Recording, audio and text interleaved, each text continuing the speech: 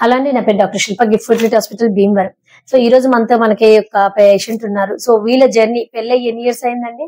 8 సంవత్సరాలు అయింది. సో 8 సంవత్సరాలు వీళ్ళ పెళ్లి అయ్యింది.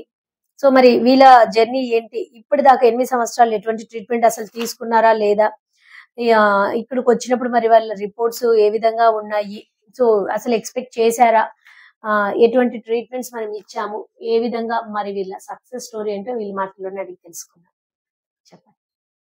ముందైతే మాకు తెలిసిన వాళ్ళ ద్వారా వచ్చామండి హాస్పిటల్గా. ముందు వేరే హాస్పిటల్గా వెళ్ళాం, కానీ అక్కడ మామూలుగా ట్యాబ్లెట్లు వాడతాం, ఇంకా అలాగే అయిపోయింది. కాకపోతే ఏదో ఒకటి చెయ్యాలి, మీ దగ్గరకు వస్తే ఏదో ఒకటి అవుతుంది, సక్సెస్ అయ్యి వెళ్తామని వచ్చాం మేడం.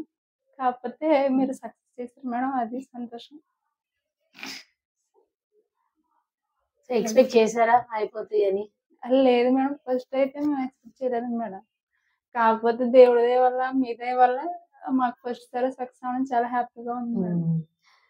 సో వీళ్ళ ఫ్యామిలీలో కూడా కొంచెం పిల్లలు పుట్టకపోవటం ఆ హిస్టరీ అది ఉన్నింది. 8 సంవత్సరాల ముందు మీకు ఎట్లుండేది లైఫ్? అంటే ఫంక్షన్స్ కి మన దాంట్లలో అలా అక్కడికి వెళ్ళాలన్న భయంగా ఉండేది మేడం. ఎవరేమంటారా ఏమంటారా అని స్టేజ్ ఎక్కాలన్నా కానీ భయంగా ఉండేది మేడం. వాళ్ళ పేషెంట్స్ నోటి నుంచి ఈ మాట వింటానన్నమాట.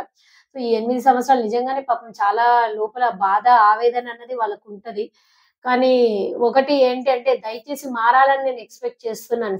దీనికి ట్రీట్మెంట్ ఉంది. పిల్లలు అన్నది అది ఏం పర్మనెంట్ కాదండి.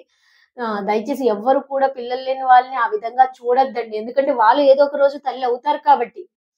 సో ఆ టైం వాళ్ళకి వస్తుంది. సో ఆ టైం వరకు వాళ్ళు ఆ సఫరింగ్ లో వాళ్ళు ఉంటారు. దయచేసి వాళ్ళని అర్థం చేసుకోవాలని చెప్తున్నాను. సో ఈ రోజు మీరు ఏ స్టేజ్ అయినా ఎక్కచ్చు, సంతోషంగా వెళ్ళొచ్చు.